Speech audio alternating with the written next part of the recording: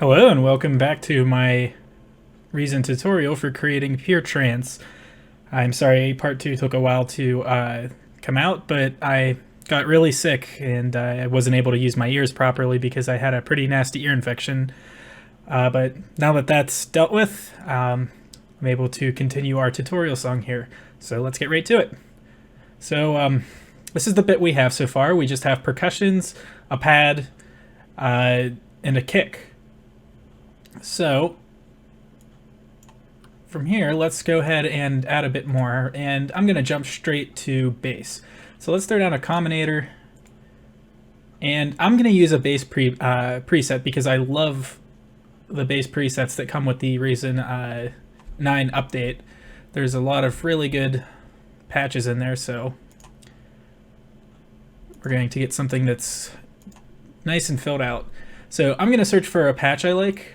In order to help with find the patch, we're going to come up with a good pattern first. So before we choose our patch, let's just create a simple instance of Thor. And we'll run the same note pattern as our pad.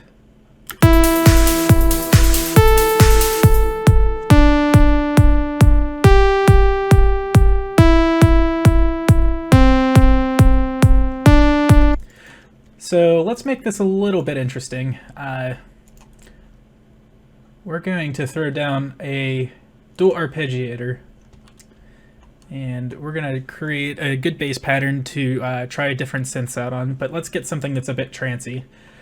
I'm not going to do anything really fancy with the bass since we're working at 138 BPM.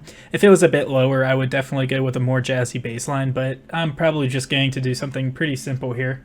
Okay, so this is just a very, very simple 1/4 note pattern, and I did a little bit of velocity trickery here, because with a lot of synths, and especially the presets, typically velocity, at least if you set it on an arpeggiator like this, will create some pretty easy automation and keep the sound interesting. So let's go ahead and start looking through sounds, and I'm going to find something I like.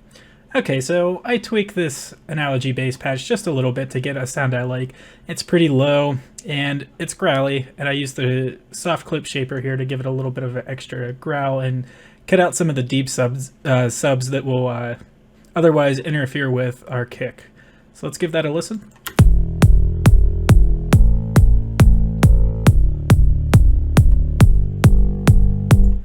Okay, so this is still giving us a bit of clash with the sub in our kick. So now we're going to add a little bit of side chaining. So let's check the last thing that runs out to our combinator devices from devices selection right here, and it looks like this compressor right here. So I'm going to create another compressor on top of this because I want to leave that compression alone. And up here at the kick, we're going to create a spider audio merger and splitter. We're going to grab the main audio out from here, route it into the splitter, put that back, and let's carry one of these outputs down to the sidechain in on our new compressor down here. So now I'm going to tweak a little bit of the I'm going to tweak the threshold ratio, attack and release here to get a good pumping sound on our bass.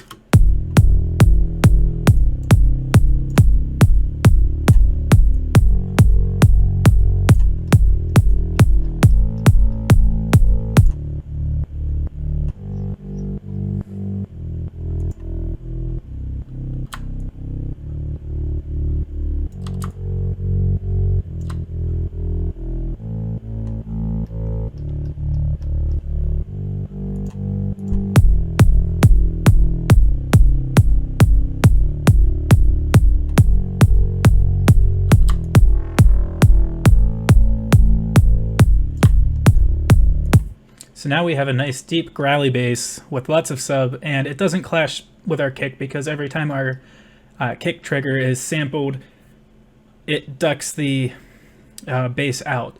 So I'm going to get a little bit more into sidechaining here in a little bit.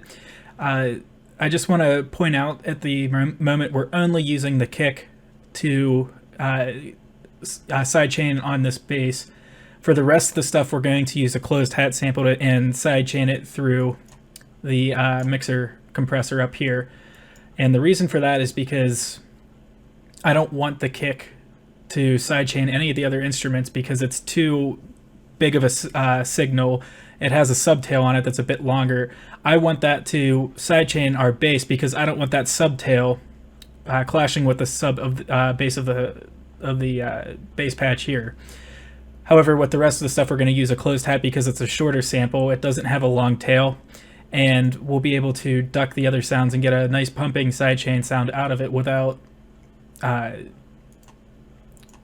cutting out too much from it. So let's unmute everything and let's see how this sounds all together with the bass. Oh, and one other thing, of course, let's put our bass all the way to mono.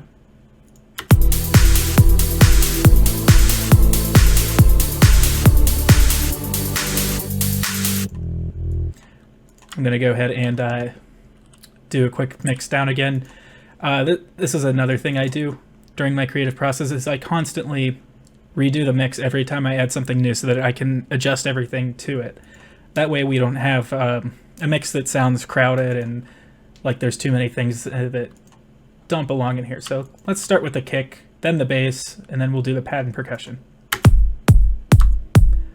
I'm going to put the bass around 10 dB and the kick around 10 dB and bring in the bass.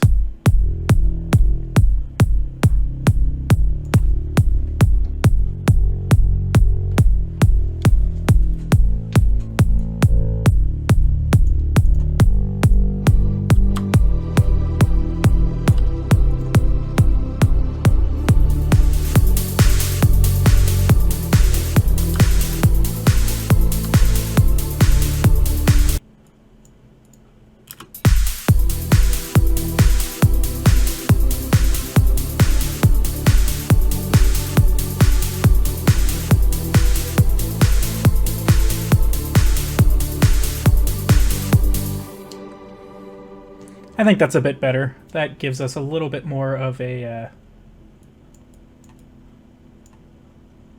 punchy sound to the sub.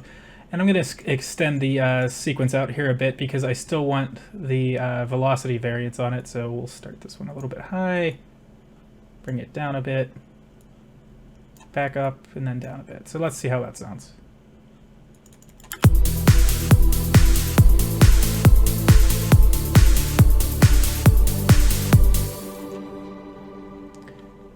So not too bad. That's a good sub bass. I'm going to add another dual arpeggio to this, but we're not going to quite create that yet. Copy our notes over.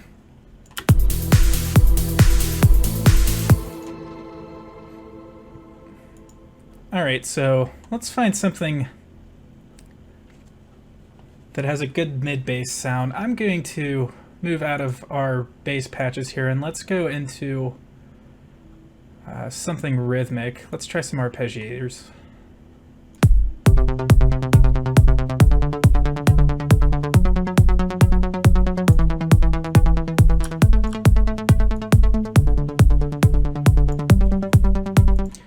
And just did a quick EQ there. I'm cutting this off at 160 Hertz because I don't want it to clash with the sub bass. So let's tweak this patch a little bit. All right, so let's see how this sounds with the regular bass line.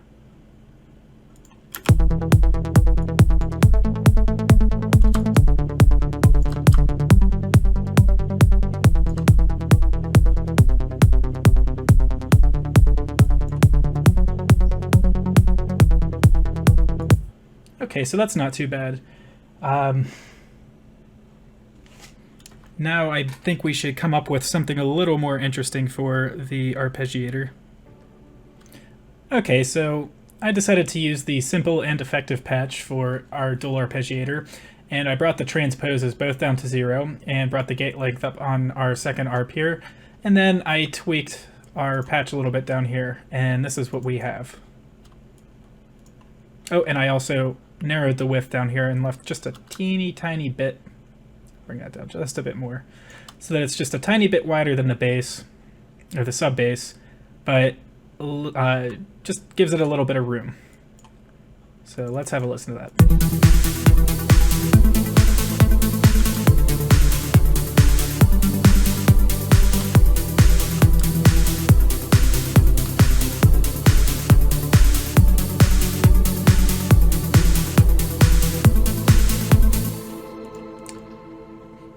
So if you noticed, I didn't make that too loud in the mix because I don't want it to overpower any of the other sounds. I want it to just kind of sit in the mix, but not overly noticeable.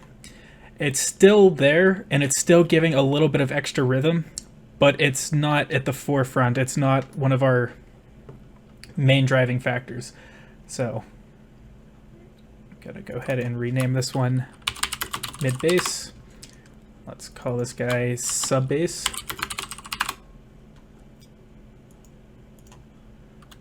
And so that's what we have so far.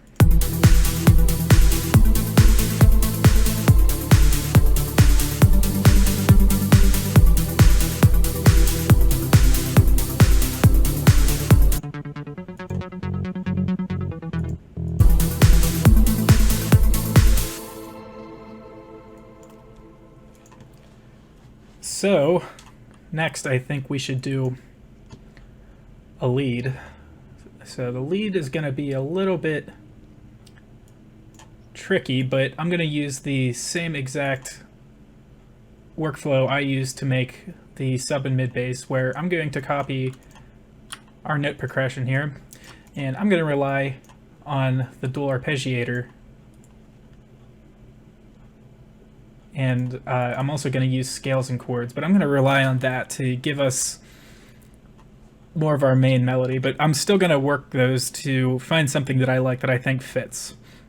So first we're going to throw down a scales and a chords. Let's copy the patch from our pad here. And then we'll grab a dual arpeggiator. So I'm going to find a patch that I like, and then we'll start working on fleshing out the sound of our lead. Okay, so while digging through some leads, I found this Big Fat Classic patch, and I kind of like the sound of it as an arp. So instead of doing the lead right away, I'm actually going to work on the arp.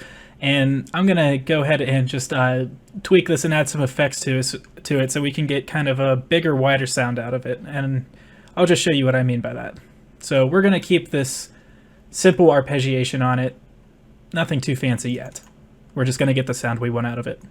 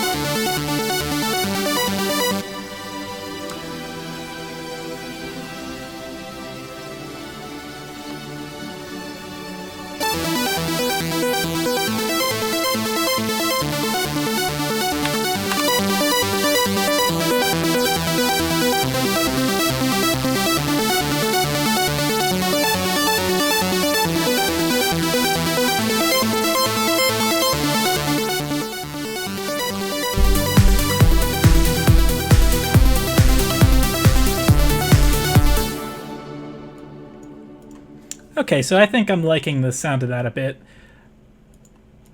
So now let's find something interesting for our arpeggiation here. Once again, I'm going to dig through a bit of patches here, and if I decide I want to tweak one a bit for this, then I'll show you that.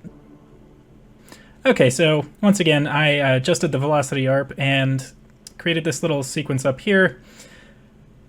And it's pretty short, but I don't really want it to get too fancy. I also turned on arpeggiation number 2 and tweaked that a bit itself, so this is what we have.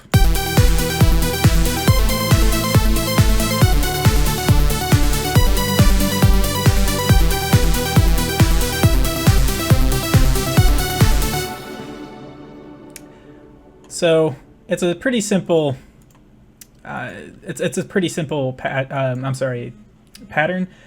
but I'm going to also tweak the sound of the patch a little bit to kind of make it sound bigger and a little more detuned.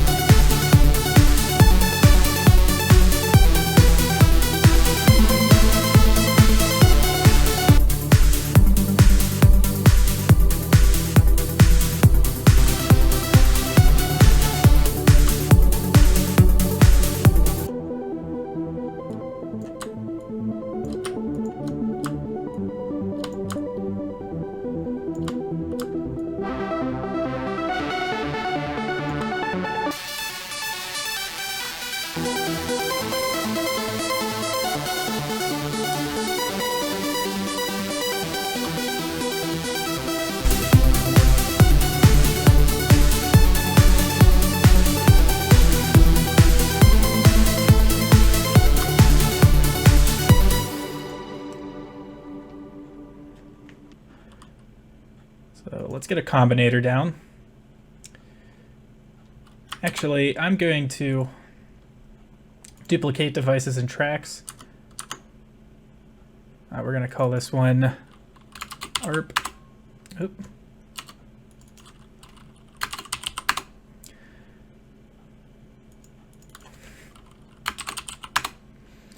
And we'll call this guy lead.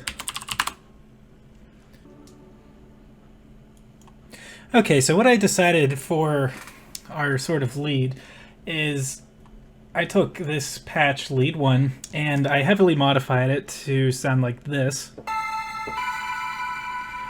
And instead of using a dual arpeggiator on here, I'm just going to keep this as a chord hit type of sound. I'm actually going to add an octave down on here. So let's see what that sounds like.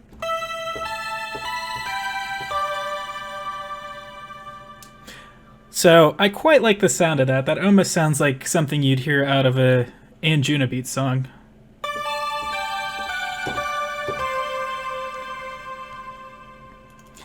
So let's quickly EQ this a bit.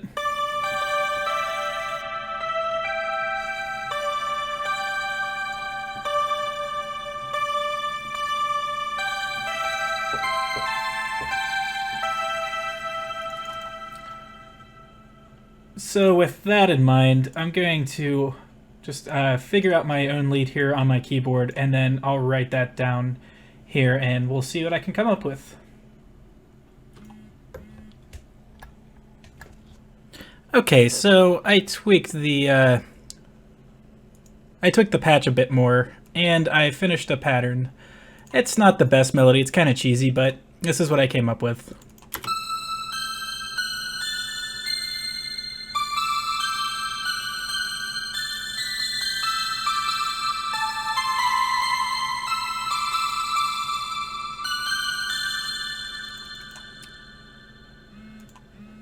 So I kept that kind of up on the high end, and here's what it sounds like in the song.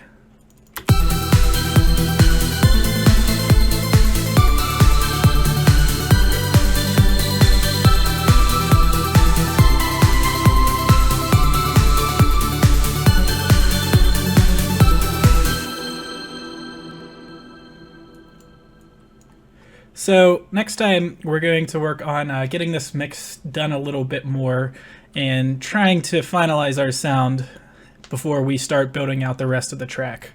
So thank you for watching this one. If there's any other parts you'd like to see, just let me know, and I'll be sure to include that in the next tutorial. So once again, thank you for watching.